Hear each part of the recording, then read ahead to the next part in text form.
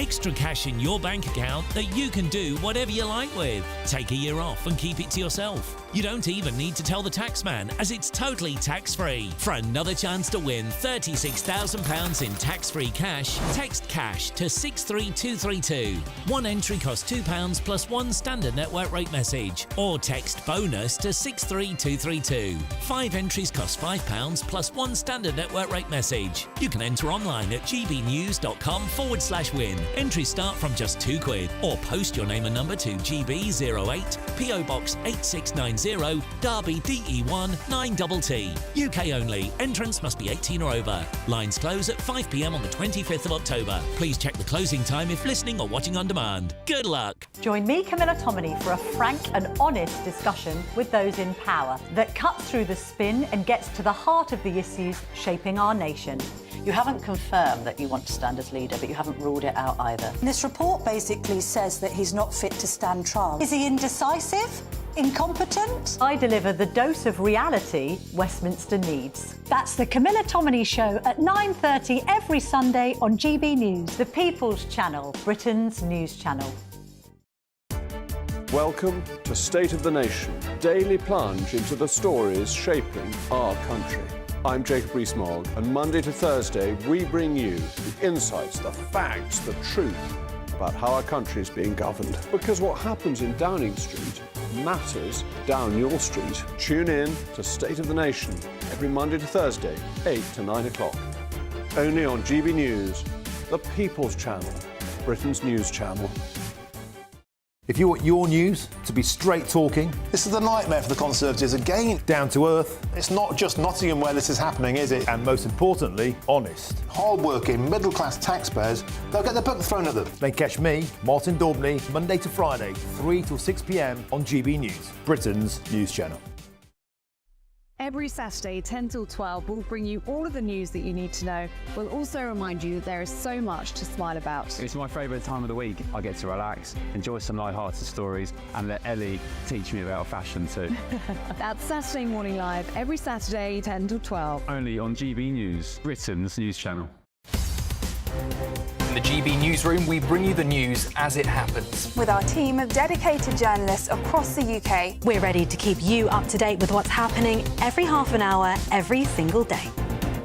Bulletins here on GB News, the People's Channel, Britain's news channel.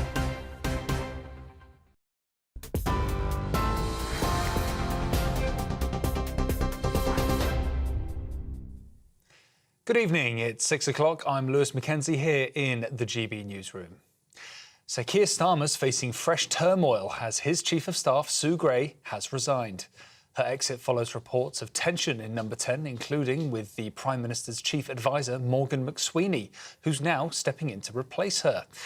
Conservative leadership contender Robert Jenrick says her departure exposes vicious Labour infighting and claims the government is in freefall. In response, Downing Street has announced 5 new senior appointments, with Sir Keir Starmer insisting the changes will strengthen his team as he approaches 100 days in office. The Prime Minister has raised concerns that the sparks of war in the Middle East are igniting tensions at home, with a sharp rise in hate crimes against Jews and Muslims. Writing in the Sunday Times, he also raised fears of a direct conflict between Iran and Israel, which he says could have catastrophic global consequences. The Prime Minister's warning comes as Israel expands its airstrikes in Lebanon, while the conflict with Hezbollah intensifies. Massive consecutive strikes hit Beirut's southern suburbs last night, with Israel claiming its forces have killed 440 Hezbollah fighters in the ground operations in the south of the country. And a record-breaking 973 migrants have crossed the English Channel in a single day. According to official figures, they arrived in 17 small boats, surpassing the previous record of 882 set in June of last year. Yesterday's surge also came as 4 migrants, including a young child, sadly died making the journey. The total number of arrivals this year has now reached 26,000. Russia has launched more than 80 drones and 3 missiles at Ukraine in a significant overnight attack. It comes as President Zelensky prepares to unveil a victory plan during a crucial allied meeting in Germany on the 12th of October. This plan is expected to detail steps towards ending its war with Russia. While specifics remain under wraps, US officials suggest it includes revising requests for increasing military support and long-range missile systems. And a new blood test that could detect 12 common cancers early is getting a major boost.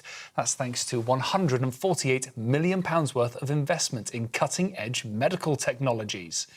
The Health Secretary says the funding will also help advanced AI diagnosis and personalised treatments, with research hubs being set up across UK universities. Wes Streeting, himself a cancer survivor, says the investment could save lives while strengthening Britain's role as a leader in life sciences. Well, those are your latest GB News headlines. I am Lewis Mackenzie, and more from me in an hour's time.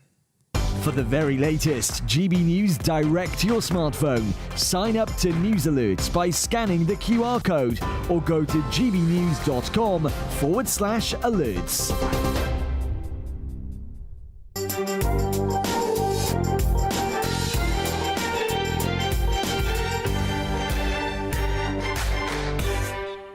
Welcome back to the Camilla Tominey Show. I'm joined now by my superstar panel to analyse the Boris Johnson interview. Former editor of the Sunday Mirror, Eve Pollard. Former head of broadcast, Matthew Laza. Former chief of staff to Nadeem Zahawi, James Price. And chief political correspondent for The Times, Aubrey Allegretti. Aubrey, let's start with you. I mean, I'm exhausted watching it back. Can you imagine actually doing it? He is a difficult person to interview. You did a great job of trying to keep him on track. And I thought he spoke with real sort of moral clarity about foreign affairs issues. So Ukraine, about the support that he received from Donald Trump, about the AUKUS alliance. But when it came to some of the big domestic issues, his handling of COVID, whether or not he'd have made a better leader than Rishi Sunak and led the party to a victory at the general election, and these sorts of things, he just seemed so sort of disorientated, and I'm still not sure that he's quite fully understood exactly why he was forced out of office. I don't think he understands, James, how angry the public still are about Partygate. There's this thing, he does this, I called it earlier, a merry-go-round of blame. At what point can Boris Johnson actually bring himself to blame Boris Johnson for Boris Johnson's demise? It's a really good question. And there was that little moment where he said something like, of course I take full responsibility, and then sort of blunders off in another direction as well. It doesn't feel, I've not read the book yet, it doesn't feel like he's got, as Aubrey was saying, a very succinct set of answers for what went wrong. And if you've not got that, how do you manage to place yourself into that blame game? And I don't think the sort of self-introspection is very common amongst many politicians, and perhaps least of all him. And it's a kind of reminder back to how chaotic some of the years were with him. And the kind of Trump comparison are interesting. You know, people were fatigued of 4 years of Trump, and that's why Biden came in. That kind of fatigue has disappeared, I think, for lots of Americans who kind of remember the exciting bits again. Maybe some people have got that with Boris, and you look at some of that and go, oh, that would be exhausting to have that back in charge of the country again. Although, is there that kind of caucus of support for him in the country, Eve? The difference between Boris Johnson and somebody like Donald Trump is, even when out of office, you've got people wearing baseball caps saying, "Make America great again." There aren't people wearing baseball caps in this country saying, "Bring back Boris." No, but that's partly because we don't wear baseball caps a lot. And that's a good thing, I think we can all agree. It's a leadership contender. Let's prat ourselves. Bobby J, yes, that's right, Robert Jenrick. What is interesting, of course, he's still got an enormous amount of charm, and that's not very visible with many politicians. But of course, as you say, he's got no idea, and it was fascinating. He still, I don't think, really realises he was sewn up totally by Sue Gray. And I also found it was fascinating, the first word he used, and you said, "What are you doing now?" He said, "I'm living a blameless To be fair, I should have seized on the blame. As a woman, I'm afraid that hit me in the eye. Oh, I see what you mean, because of his extracurricular activities. I don't suppose he has any time for extracurriculars because he's got a lot of books to publish. We didn't go into that. Well, I understand. You had so much to cover. I think he may have walked out of the studio if we'd gone on to more personal matters. But and there are a lot of people who felt that he stood up for Britishness, the British lion, the British, Union Jack and everything. Talked about levelling up. Levelling up, nobody really felt they'd be levelled up in the Midlands, did they? I mean, no. I'm not sure they do today. It wasn't the big thing he said, and I personally didn't agree with Brexit. And I know the idea is a wonderful idea, but it meant half the people we needed in this country vanished off. Eve, we are not going to re-enter the referendum you're quite right. of yesteryear. Otherwise, we would need a whole other programme.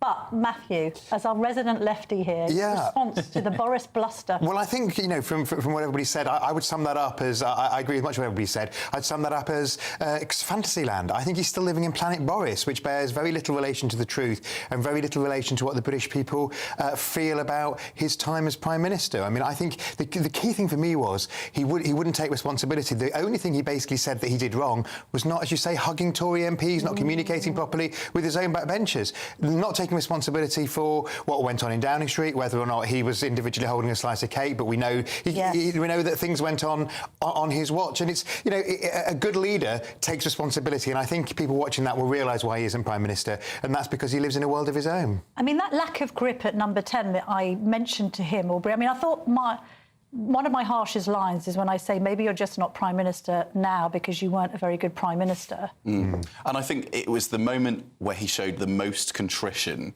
where he seemed to understand that he hadn't worked hard enough to kind of keep the sprawling camp of Conservative MPs elected in 2019 together.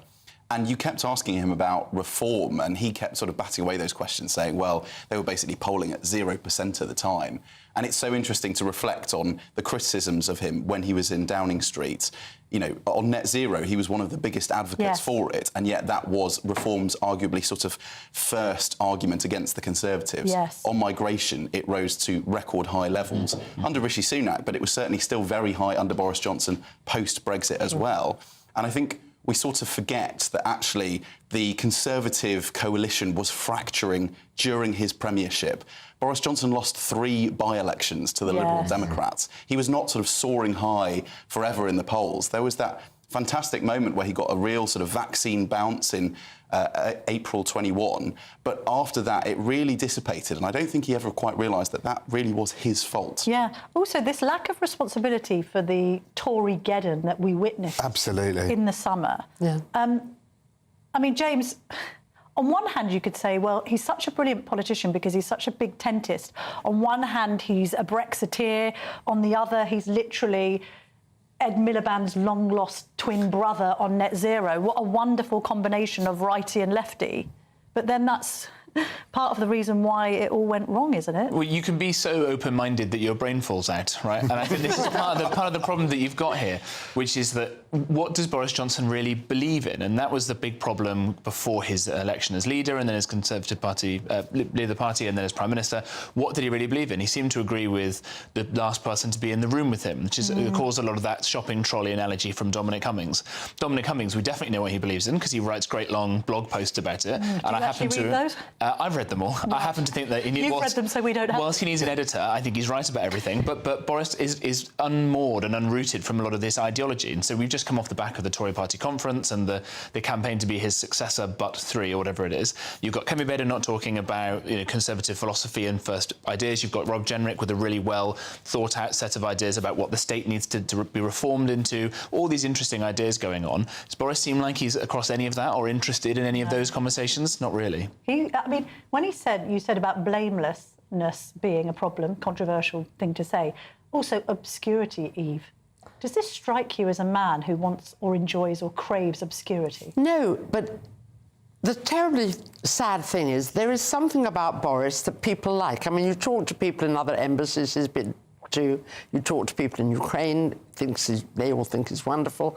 He did stand up for lots of things we do like. If he was an ambassador, I'm not sure where, maybe Ukraine, he'd be probably great. But that's fine for him because he doesn't have to make friends with everybody. He can go to bed and dream of his wonderful dreams as world king. Can't believe that Rachel made that up. No. And I think he's got something. There is a regret. I mean, that he's a voice. He's an interesting voice, and we probably have lost him. And he did disappoint us. I mean, we all thought this is going to be really interesting, and it just fell apart. Matt, do you think that Labour, I mean, is it a help or hindrance to Labour to have Boris sort of honey-monstering around the scene, the political scene, if I can call it that? He does remind me of a human version of the honey. That was brilliant. It's a brilliant comparison. Absolutely. Like basically on a diet of sugar puffs the whole time.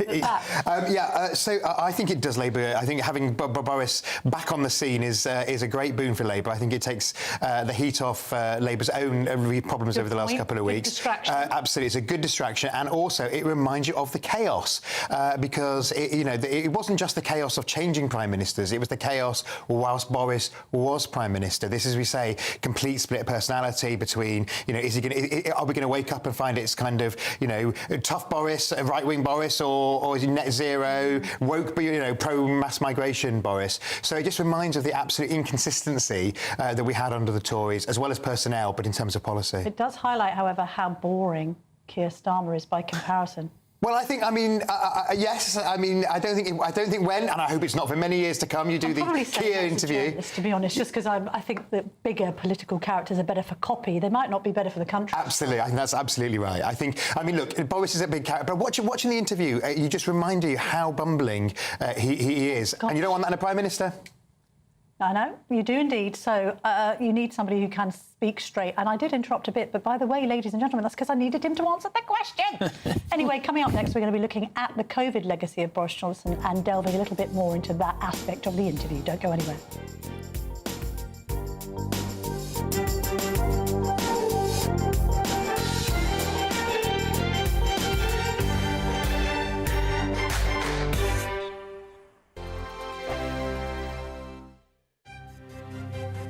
GB News Breakfast, every day from 6 a.m. You could, if you're getting a bit bored later on and you've got some free time, tune in to Friends. Do you remember that? It's on somewhere in the world all the time. Probably one of those incredible. Obscure TV channels. It's a big anniversary today, because apparently today was 30 years ago, was when it first hit the screens. In 1994. Just before, or just after I was born, 89 me. The show ran for 10 series, becoming one of the most popular sitcoms of all time, and it scored numerous accolades, including 62 Primetime Emmy nominations. Joining us now in the studio to talk everything Friends and the big anniversary is showbiz reporter Steph Tetchy and my friend as well. Happy Friends-iversary, guys. Yes, today is quite a monumental day for one of the most incredible sitcoms to ever hit our TV screens. That it's on somewhere in the world. There's millions of people around the world who are watching reruns, watching either streaming of Friends, and it doesn't get boring for people. I think, 30 years later, just that it's such a simple concept. 6 New Yorkers just following their lives and their friendships. It proved a hit with loads of viewers worldwide. The casting was super. It was so incredible, and the thing is, these were all fresh faces at the time. It wasn't like they picked people who were at the top of the game then. And I think it was such a hit with viewers is because they became our friends as well over the years. But obviously today is played with a bit of poignancy because, there is one friend that is missing. And the creators of the show, Martha Kaufman and David Crane, saying that today is a bit fraught for both the cast because of Matthew Perry's passing. And he was known as one of the funniest friends, as most people would describe him as. And so today is kind of marred with sadness. GB News, the People's Channel.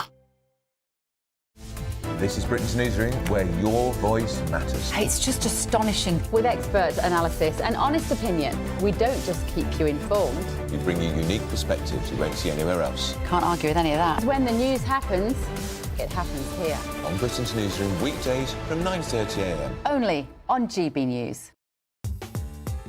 I'm Christopher Hope. From pop stars to politicians, I'll interview anybody in a pub who's got a political opinion. Join me every Friday on Spotify, Apple Podcasts, YouTube or gbnews.com, or wherever you get your podcasts.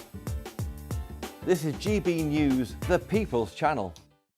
We're proud to be GB News, the People's Channel. And as you know, we always love to hear your views. Now, there's a new way of getting in touch with us at gbnews.com/yoursay. By commenting, you can be part of a live conversation and join our GB News community. You can even talk to me, Bev Turner, or any of the members of the GB News family.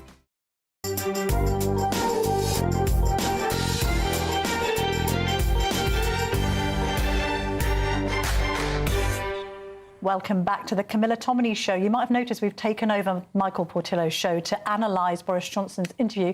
I'm joined by a superstar panel to do that. But first, let's remind ourselves of how Boris sees his pandemic legacy. When you reflect on your pandemic legacy, it doesn't look great. You've got Dominic Cummings describing you as a shopping trolley. You've got people still not forgiven you for Partygate, rightly or wrongly. Now you're saying on lockdowns, I'm not saying that lockdowns achieved nothing. I'm sure they had some effect, but were they decisive in beating back the disease, turning that wave down?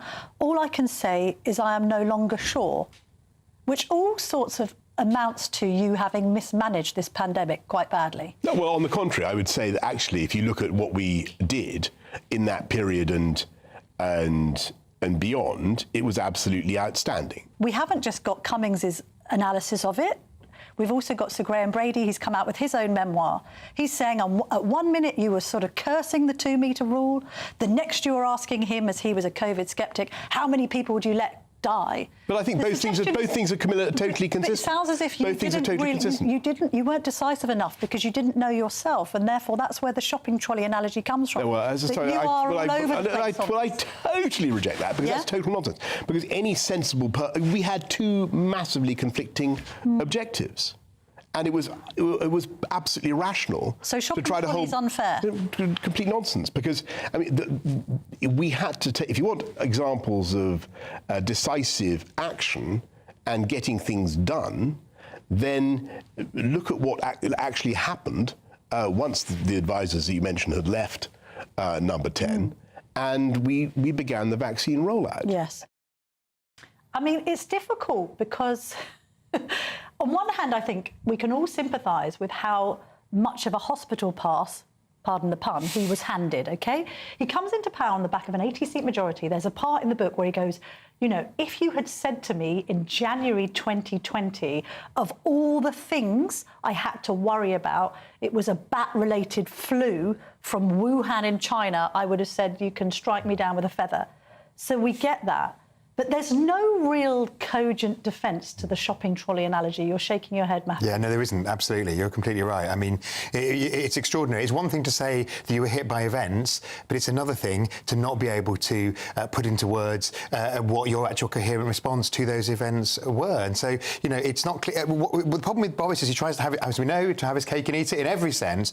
And on COVID, he sort of says, well, he's trying to lockdown sceptics, he's trying to give a bit of leg, as it were, and he's also trying to defend what he did. So you can't have it both ways. There's no admitting that what he did may have been over the top, or he doesn't double down on it working, so he ends up looking like he doesn't believe in anything. But you can't go full Gove. You can't go lockdown heavy like Matt Hancock, because he is a libertarian at the heart of it, Eve. Yes. He was so conflicted during this whole period. And also, by the way, I'm not excusing how badly he did manage the pandemic, but I am explaining. Explaining, but he doesn't explain it himself. He doesn't go through, this is what the situation was on January the 3rd. I mean, I can remember I was in America when the whole thing started.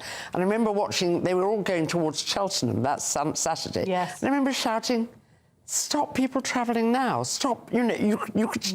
we were shouting this, English people in America at the time. We did have to come back and all that.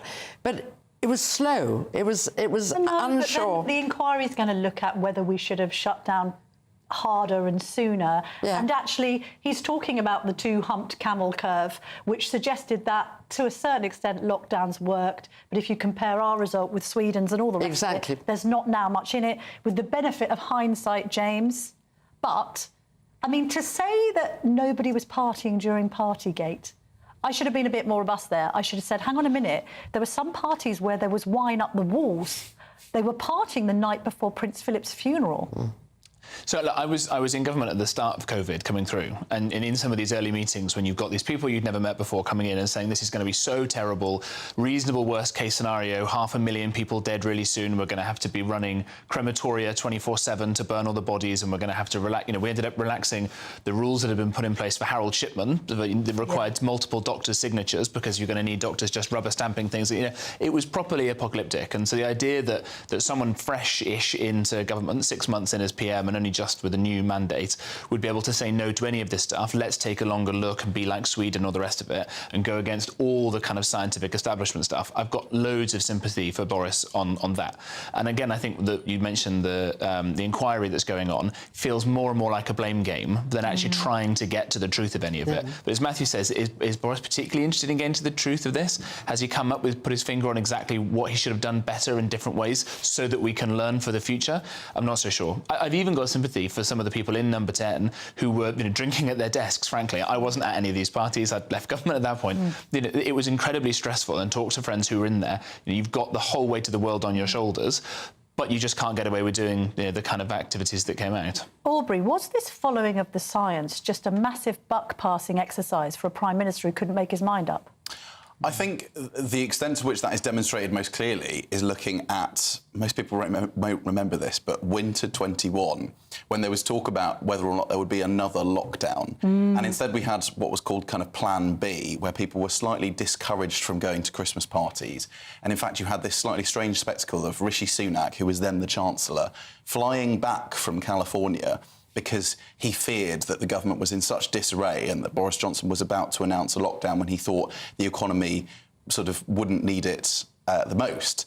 And it just seemed to sort of typify this slightly chaotic nature to decision-making very deep into the pandemic. Yes. I can completely understand why in March decisions were taken which were perhaps irrational now with the benefit of hindsight, but we were 18 months on from that point, more, and yet it still didn't seem that lessons had been learned internally. Also, we're going to talk about his trust issues, perhaps, with bringing Dominic Cummings into the fray and, indeed, his frenemy, Michael Gove. But in just a moment, we're also going to analyse what Boris Johnson said about his relationship with the late Queen and his interventions during the Megxit saga. Don't go anywhere.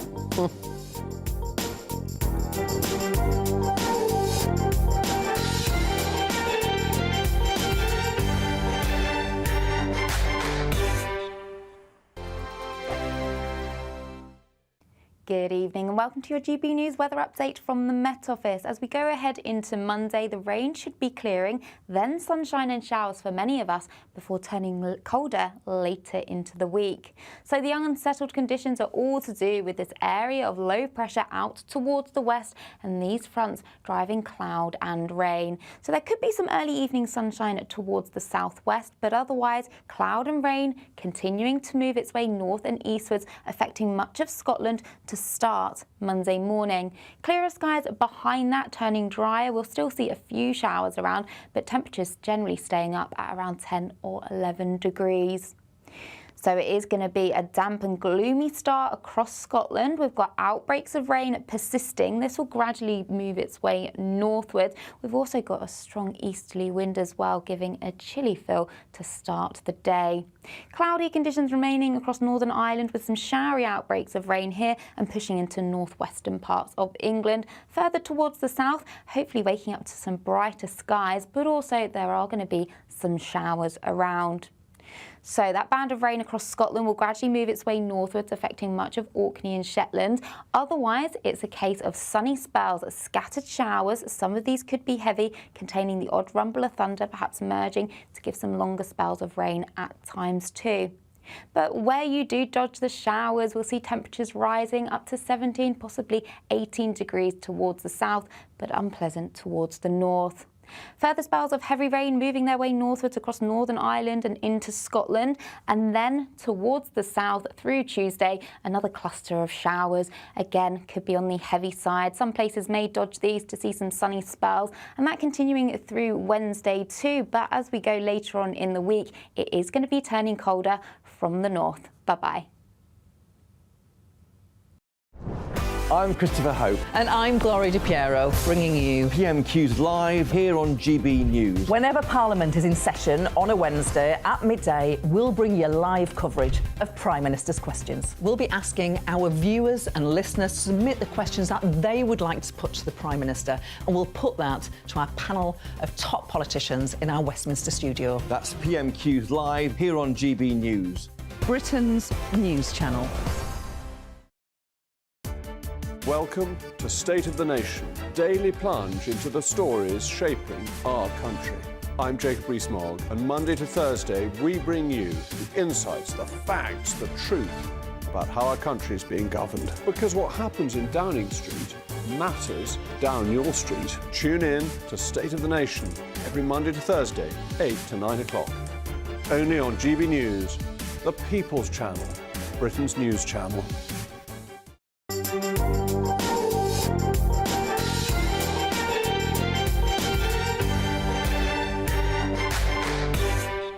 Welcome back to the Camilla Tominey Show. I'm still joined by my panel. I'll reintroduce you, Matthew Larzer, Eve Pollard, James Price and Aubrey Allegretti. But let's first remind ourselves of Boris's relationship with the late Queen.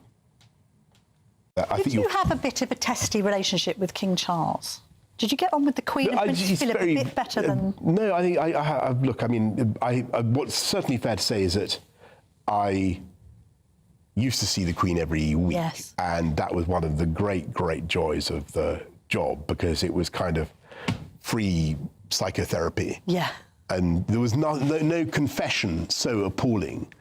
You know, she'd heard it all before, right? Would you say she had her work cut out with you compared to other prime ministers? I don't know. You'd have to, well, I don't know. But she was always, look, she was, what I can say is she was always very supportive and kindly and full of really good advice. And so she wouldn't, you know, I sort of have a fair idea of what she thought about lots of things, but she wouldn't really reveal her hand much, but she would You indicate that she's a bit Brexity. No, I wouldn't go into her political views, and that wouldn't be right. Also, you say in the book about you think that she did hold on. She was very ill, but she was as sharp as a tack towards the end. Yeah. And you think that she held on to do the prime ministerial handover. I do believe that. Well, no, that was actually what her private secretary Edward Young said. Yes. He was a very, very nice and good man, and I do think it is. He said that you know, she had been unwell for a long time, but she was absolutely determined to fulfil her constitutional duty, which was to oversee the peaceful transfer of power from one administration to the next, and she did that. And also, her duty till the very last. Absolutely, and she was, and she also, I think, to add to her already record-breaking tally of prime ministers who'd served under her, she probably wanted one more. Well, as I say, I'm joined by Matthew, Eve, James and Aubrey. Eve, what do you think? What do you make of his relationship with the late Queen? Oh, well, he would have loved her and she would probably have loved him. And I'd love the Boris book of things that Her Majesty the Queen told me will be very interesting, because she'll say something and he will accept it as one way, and we'll all say, she was telling him to leave then, wasn't she? In a very subtle Her Majesty Queen Elizabeth II way. And she was brilliant at putting things very nicely. So when she was saying, you don't have to be there, but you have to be useful, you think she's probably thought, is he any use? Can he be useful? But she would never, ever criticise him, I think. She would just be very subtle. But it's an important point of counsel for any Prime Minister, Matthew, isn't it? To speak to the Queen weekly. He kind of described it as a degree of psychotherapy. I mean, I'm not sure whether Starmer has the same. They all have different relationships with the monarch. Obviously, now it's King Charles. Starmer's probably regretful, actually, that he hasn't got the late Queen's counsel. Yeah, I mean, I think one of the extraordinary things that comes out in the book is that in one of his audiences, the Queen was telling him about an RAF plane crash that he didn't know about. Yes. It's because she'd read the documents and it turns out that he hadn't. Yeah. I mean, extraordinary testament to the Queen, and I think it just confirms what we know about Boris, doesn't it? So, I mean, it really does bring, you know, those weekly audiences do show your colours. Indeed. Now, James and Aubrey, I know you're always dying to talk about Harry and Meghan. Especially you, James, let's be honest. So let's have a look at the clip where he discusses how he intervened to try and stop Megxit. Prince Harry and Meghan, in my view, they came to an event we did for female education. They were brilliant. And she was particularly good and articulate and on it and on the detail. So you got on quite well with Meghan? Yeah. I got on well with both of them. And I also worked with Harry when he did his Invictus Games for disabled veterans in the Olympic Park. And so in a sort of, fit of pomposity, I thought, this national asset is leaving our country. I think he's a force on the whole, could be on the whole a force for good. I'm going to try and discourage him. And so I had a pathetic attempt at that. It didn't work. No. And there you go. I failed to avert Megxit, but I did deliver Brexit. Ever keen to have a punchline there. James, what do you make of that? Let's be charitable about it. I think that speaks to this sort of big-heartedness in some ways of trying to keep everybody together. And he understands the brickbats that people get almost as well as anybody else. Maybe there's some kind of Churchillian undertones here in the kind of way that Churchill was slightly slavish towards Edward VIII, and then had tried to build all these relationships with various princes of Wales and other ones as well. What's the Times view of Johnson? Because I think that's quite telling. Because I'm not going to be necessarily loyalist, but there must be some grudging respect there. Ultimately, his downfall, which he didn't really like to talk about, it was not Partygate, it was the Chris Pincher scandal. And it was remind us, because we didn't touch on that much, because it came at the end of a lot of other issues. And the reason why I didn't drill into that is I did feel it was a bit of a Westminster bubble story that not everybody watching and listening to this show remembers the intricacies. So just take it through it. Take us through it quickly. It was sort of incremental, but it typified the frustrations that were being aired by people in government, including people like Rishi Sunak and Sajid Javid, who resigned over that affair. And effectively what happened was that there was a sitting Conservative MP, Chris Pincher, who was serving as the Deputy Chief Whip, i.e. the second most senior person in charge of both discipline but also sort of pastoral issues to make sure that all the Conservative MPs were happy, being looked after, and if they had issues to do with work or to do with their home lives, that those could be addressed. And he was accused of groping several men at a private members' club in London. And it was not necessarily that scandal that caused Boris Johnson's downfall. It was that there were accusations first that Boris Johnson had been warned about Chris Pincher's conduct previously. And Downing Street denied that, saying that he didn't know when he brought him back into government earlier that year about any issues to do with Chris Pincher. Then it emerged that there had been official warnings made to Boris Johnson about Mr Pincher's conduct. And that was when, effectively, the Downing Street line was proved to be untrue. And that was what precipitated Rishi Sunak and Sajid Javid to resign on that day. I mean, Matthew and Eve, Matthew first of all, let's be honest, Boris Johnson is a hate figure among the left, OK? You've got people like Alistair Campbell, Tony Blair's former spin doctor. He is so aggressive in his vocalised hatred of Johnson. He's a pathological liar, he's this, he's that. He was caught in a lie on Pincher, certainly. Is he the bogeyman that the left suggests? Well, I think one of the issues is that he is that people just perceive that he's in politics for himself. I mean, I think people on the left respect people in the right. But on the other hand, you talked a lot about Brexit. If we remember the morning, that was it a Sunday morning where he was deciding whether he was going to post an article in favour of Remain or in favour of Leave, and he was on the phone, canvassing opinion. That's not showing a man of principle. And in terms of his legacy, why he was pushed out, what's extraordinary is he claims in the interview that he was like 2 points behind. I looked them up. He was the last four polls were 6, 9, 20 and 10. The Labour leads before he was... 9, 20, 10. None of which is 2. Well, he may have been looking at more... Polling does vary. It does. No, they were literally the last 4 in terms of the date order. And every single poll in 2022, before he resigned, the whole of that year, Labour was ahead.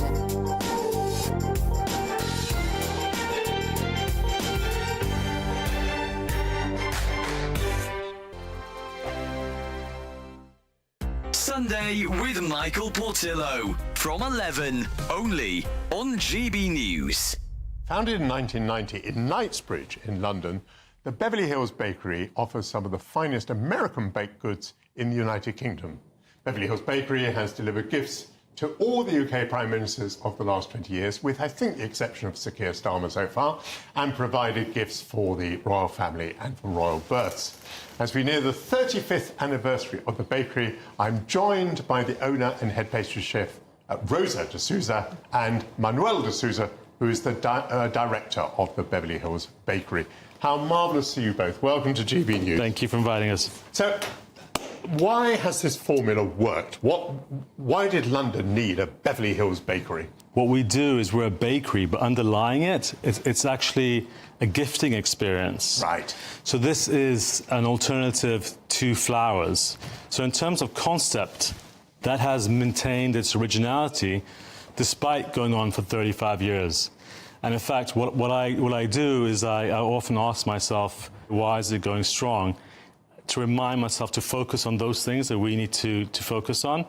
So instead of sending a bunch of flowers, you send a beautiful box of cakes like that, or confection like that, complete with bunnies and so on. Exactly. So you have the concept on the one hand, but you also need the quality of product that goes inside. And I think that's where Beverly Hills Bakery has got a great product. And it's where Rosa comes in, isn't it? Yes. So when did you start to bake? Did you start to bake domestically in your home, and did it spread from there? We started from home, my mother's baking, where we didn't have all the stoves and things like that. We baked on the charcoal, you know, like degrees. Yes. And we started baking. I learned from my mother the baking. GB News, the People's Channel.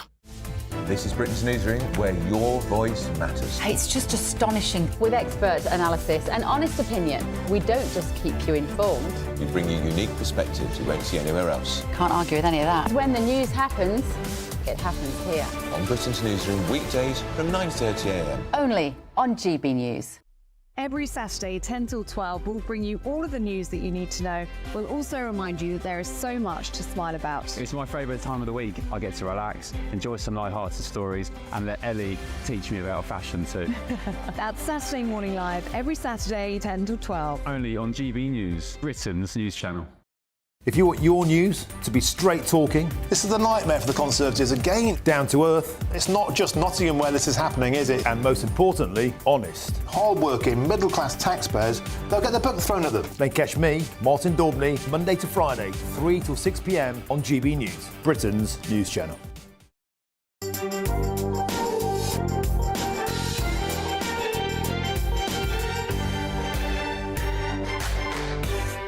Up next, we're going to see how Boris Johnson finally admits during our interview that Rishi Sunak played a big part in his removal from number 10. Let's take a look. We not only got Brexit done, delivered full national independence, right, which was not an insignificant thing. We then used that to deliver the fastest vaccine rollout of any European country. Yes. So that we were able to have the fastest economic recovery of any G7 country. When I ceased to be Prime Minister, we had, and the contrary to the predictions of the gloomsters, we had unemployment at a 50-year low, 620,000 more people in paid employment than when I became, than before the pandemic. Unemployment, youth unemployment at a 45-year low. So what went wrong? The problem was unfortunately you. No, I think that... Well, you would still be Prime Minister now if you were a better Prime Minister. I'm trying to tell you what the things that I'm proud of that we did as... I mean, who else is to blame? Let's talk about Mr. Sunak. So, hang on a sec. What we also did... Can you please address the issue of Mr. Sunak? What we also did... Rather than listing things you've done, because you've listed them all in your book. It's available from all good bookshops. Just answer my question. Yeah, so you're making a fair point. If I was so great, how come I'm not still there? Exactly. Which is a reasonable... It's a fair point, isn't it? And I think the answer to that, sadly, is that there was an outbreak of irrationality in my party, and I think they made the wrong calculation. And you ask about Rishi and Rishi... Maybe you just weren't good enough. Maybe you weren't a good enough Prime Minister. If you look at the record... Maybe you're a great writer and a good journalist. You know, I direct you to what we did. Yes, I do. If you ask me, if you really push me to say, was it all a terrible mistake to kick me out? Yes, I think it was. But was that Rishi Sunak? I think it was a goof. And yes, I think he was badly advised. Badly advised? I think he was badly advised. I think he was. Well, what role did he play in your downfall? The role of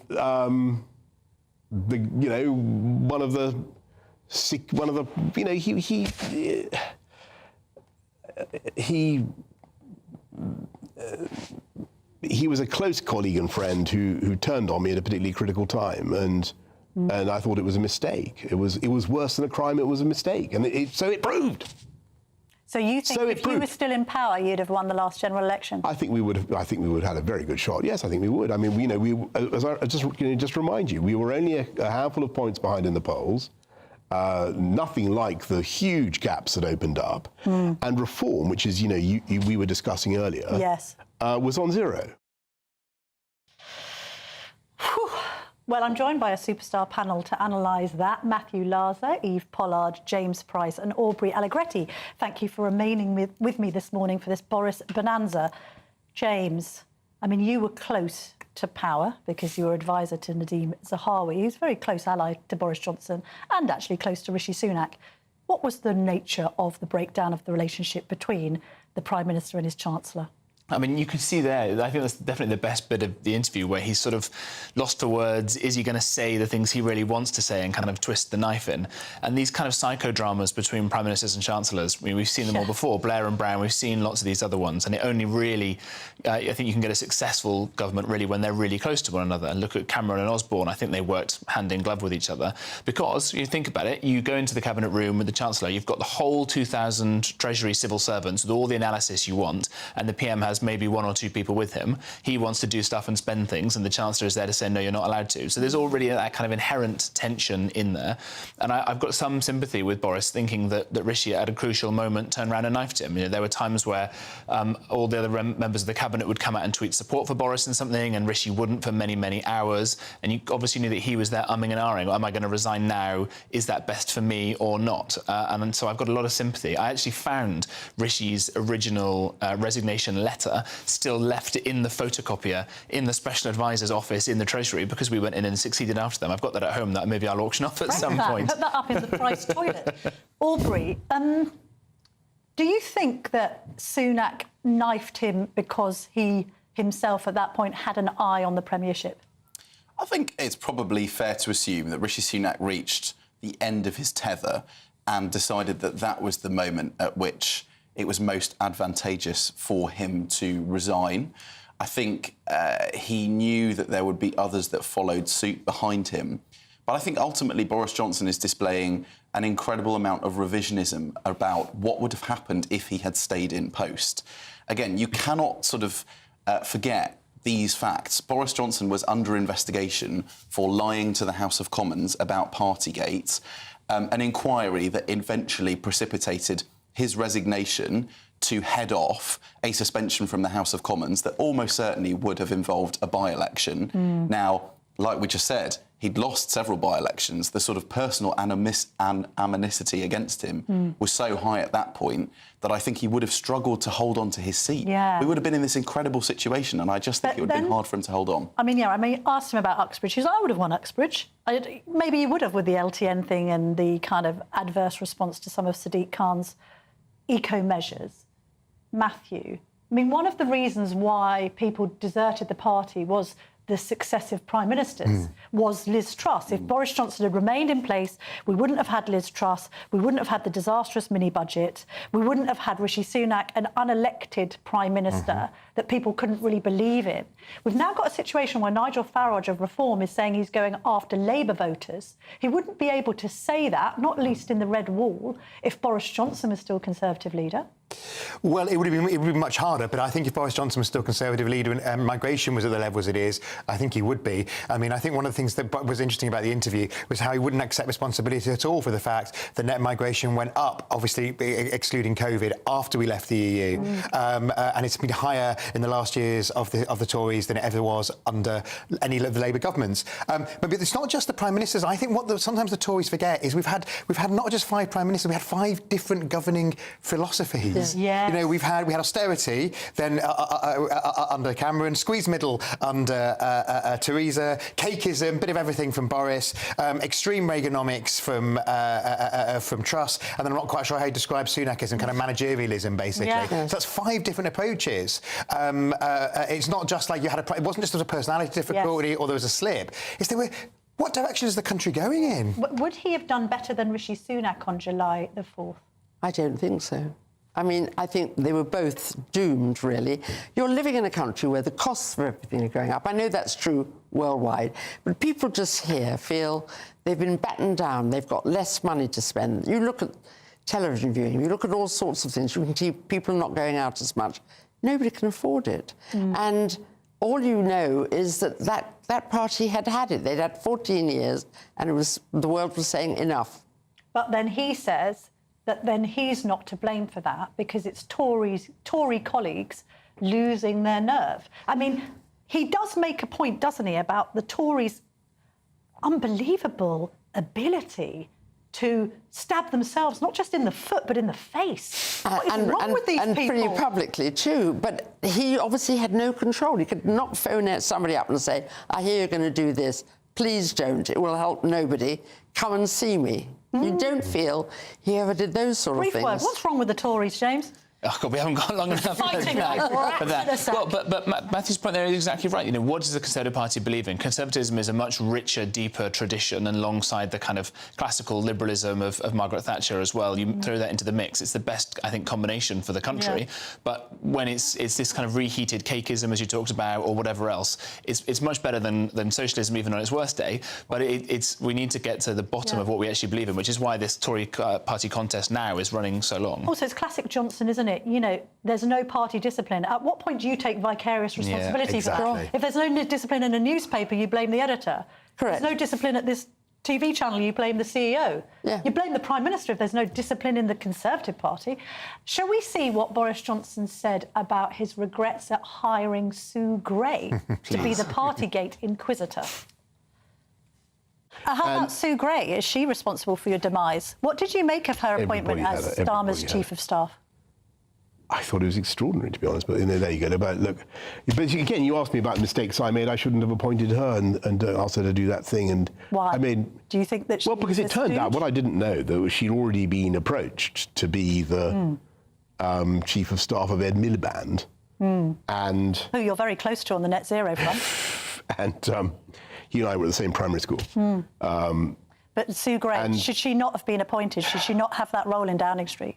She's in a very influential position. I think that, look, I mean, it's far be it from me to intrude on Labour's private grief, but, you know, I do wonder what on earth is going on with those guys. I mean, you know, this guy, Wahid Ali, why is he giving money to... What was it about this MP called Conlon that made him... money for wallpaper and things.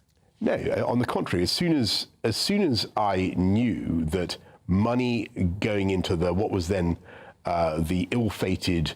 refurbishment fund for the whole of Number 10. As soon as I knew that it had come from a particular Tory donor, I paid him back in full because I thought I cannot be, even though the money was going on the blooming Number 10 flat, which was, you know, not something that I owned. Well, do you think Starmer's getting an easy ride compared to how you were treated when you made these sorts of errors?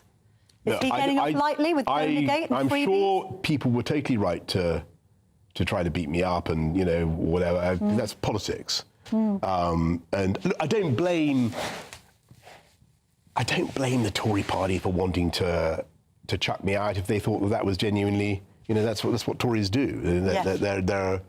That's how they behave. Regicidal. I tried to explain to them that it would not end well. Okay. And it didn't. Got Aubrey Allegretti tutting. We'll come on to you in a moment in reaction to that clip. But Matthew Laza, I mean, it is extraordinary now, isn't it, that Sue Gray turned out to be Keir Starmer, not Ed Miliband, Chief of Staff. Although I wanted to react to the Ed Miliband thing by basically making a point about him being an equally net zero zealot. Absolutely. But, I mean, Sue Gray is being tapped up by Labour to be in charge of Keir Starmer's Downing Street operation, while at the same time apparently carrying out an impartial report into Partygate. Yeah, I mean, I think Sue maintains that discussions only took place after the report, but I mean... Starmer was asked that repeatedly, I think, by Nick Ferrari on LBC and couldn't answer. Yeah, I mean, and we also, he referenced, he slightly mauled the name, as he does, but he referenced Sue Gray's son, who's now a Labour MP, is called Liam Conlon. To be honest, anybody who put that into Google way before would know. Liam Conlon's been a long-time Labour activist. I think he chaired the Labour Party Irish Society for a long time. So it wouldn't have been news. In relation to Lord Ali having given Liam Conlon 10 grand for his election campaign, one of only 2 prospective Labour MPs, and lo and behold, he gets a pass, we think, given to him by Liam Conlon's mum, Sue Gray. This is murky. I mean, look, yeah, I mean, Labour's got its issues over that. I mean, I would say that Waheed Ali, who's a Labour peer, is the donors that Boris used to have. I mean, Eve was saying earlier that was reminding us of the Dalesford Organics food boxes that used to turn up at the corner of Downing Street throughout the premiership of Mr Johnson. Yes, no, indeed. Aubrey, why were you tutting? Well, I think what Boris Johnson struggles to get away from is that he is literally recorded standing up in the House of Commons saying that he accepts Sue Gray's report and its recommendations in full. And so it looks difficult now if you're trying to muddy the waters. It looks like you're sort of trying to get one over on your political opponent, Keir Starmer, by claiming that she had some sort of underhand intentions, when at the time you stood there and took responsibility for everything and said what she found was correct.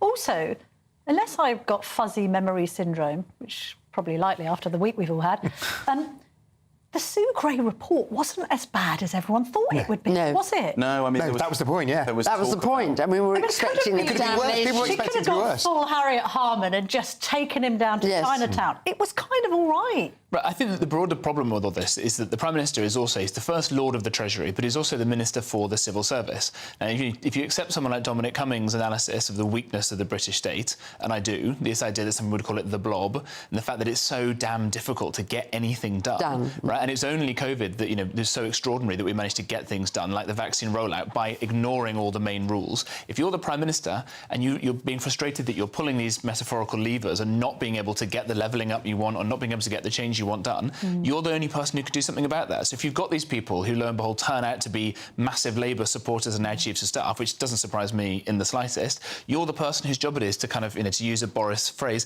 to clear out those Augean stables, right, to clear all the effluence away and get a system in that actually works. He didn't do that because he was too busy being distracted by who knows what. Yeah. And that's the problem. But it's interesting you're mentioning Dominic Cummings and Sue Gray in the same breath there. We've now got two administrations where we are talking about the advisor, the person who should practically be invisible in the background. Being bigger than the Prime Minister, almost. Being bigger than Prime Minister, having arguments with the head of policy, Morgan McSweeney, pushing desks away. It's so reminiscent, all that, of the Johnson era. Who wants to have the Prime Minister's ear? Who's closer to power? I bet the public finds it rather pathetic. But anyway, Sue Gray, apparently the Prime Minister's Chief of Staff, has resigned. We discussed it on this panel. This is the problem that happens when the advisor becomes the story and then starts overshadowing the Prime Minister. Just to give you a bit of background on this, we don't know whether discussions were held with Sue Gray and Keir Starmer before she carried out the party report, which then questioned her impartiality. We've got a problem with a donation that was made by Lord Ali to Sue Gray's son, Liam Conlon, now the Labour MP for Beckingham and Penge. She is rumoured to have given Lord Ali that pass to Downing Street after he gave her son £10,000, which I've said before on this show, looks a bit iffy to me. We've then got rumours of disagreements within Downing Street between Sue Gray and Morgan McSweeney, who is the person in charge of Labour's policy, and now it seems it's too much to bear. Some other allegations that she's interfered with the funding of a stadium in Belfast. Suffice to say that GB News will be keeping you updated with every aspect of this story as it unfolds. It's just breaking news now. Thank you for joining me all morning. I will be back next week at 9:30. But up next, news of the big resignation in Downing Street. Enjoy your Sunday.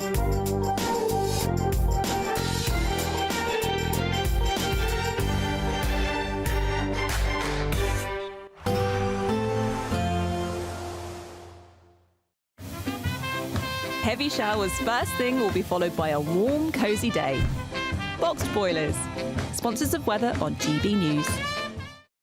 Good evening and welcome to your GB News weather update from the Met Office. As we go ahead into Monday, the rain should be clearing, then sunshine and showers for many of us before turning colder later into the week. So the unsettled conditions are all to do with this area of low pressure out towards the west and these fronts driving cloud and rain. So there could be some early evening sunshine towards the southwest, but otherwise cloud and rain continuing to move its way north and eastwards, affecting much of Scotland to start Monday morning. Clearer skies behind that, turning drier. We'll still see a few showers around, but temperatures generally staying up at around 10 or 11 degrees. So it is going to be a damp and gloomy start across Scotland. We've got outbreaks of rain persisting. This will gradually move its way northward. We've also got a strong easterly wind as well, giving a chilly feel to start the day. Cloudy conditions remaining across Northern Ireland with some showery outbreaks of rain here and pushing into northwestern parts of England. Further towards the south, hopefully waking up to some brighter skies, but also there are going to be some showers around. So that band of rain across Scotland will gradually move its way northwards, affecting much of Orkney and Shetland. Otherwise, it's a case of sunny spells, scattered showers. Some of these could be heavy, containing the odd rumble of thunder, perhaps emerging to give some longer spells of rain at times too. But where you do dodge the showers, we'll see temperatures rising up to 17, possibly 18 degrees towards the south, but unpleasant towards the north. Further spells of heavy rain moving their way northwards across Northern Ireland and into Scotland, and then towards the south through Tuesday, another cluster of showers. Again, could be on the heavy side. Some places may dodge these to see some sunny spells, and that continuing through Wednesday too. But as we go later on in the week, it is going to be turning colder from the north. Bye-bye. Expect a warm front. You really could be our next big winner with an incredible £36,000 in tax-free cash in your bank account. But what does it feel like to be a Great British Giveaway winner? So I just text as you do and then forgot about it. Well, I didn't believe it at first. I just thought, you know, somebody's trying to wind me up. You never expect to win something like that. Definitely get you interested. If I can win it, anybody can win it. For another chance to win £36,000 in tax-free cash, text cash to 63232. One entry costs £2 plus one standard network rate message, or text bonus to 63232. 5 entries cost £5 plus one standard network rate message. You can enter online at gbnews.com/win. Entries start from just £2, or post your name and number to GB08 PO Box 8690 Derby DE1 9TT. UK only. Entrance must be 18 or over. Lines close at 5 p.m. on the 25th of October. Please check the closing time if listening or watching on demand. Good luck. Good Afternoon Britain isn't just about us. The wonderful thing about this programme is it's about everyone watching. It's an interactive programme. Well, there absolutely is something to see here, and we're going to be talking about it more. Whether it's breaking